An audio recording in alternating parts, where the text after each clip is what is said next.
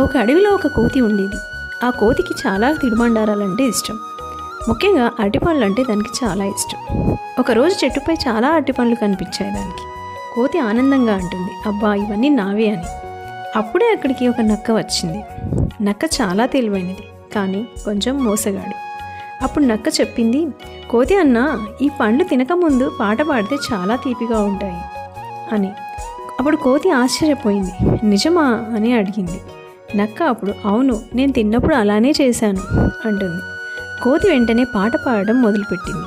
అరటిపండు అరటిపండు, నాకు చాలా ఇష్టం అరటిపండు అంటూ పాట పాడుతుండగా నక్క మెల్లగా వచ్చి అన్ని అరటిపండ్లు తీసుకొని పారిపోయింది. పాట పూర్తయ్యాక కోతి చూసింది, అక్కడ అరటిపండ్లు లేవు. కోతి అరిచింది, అయ్యో నా పాటకు పండ్లన్నీ పారిపోయాయా, లేక నక్క పారిపోయిందా అంటూ. అప్పటి నుంచి కోతి నేర్చుకుంది పాట పాడే ముందు పండ్లు పట్టుకోవాలి అని.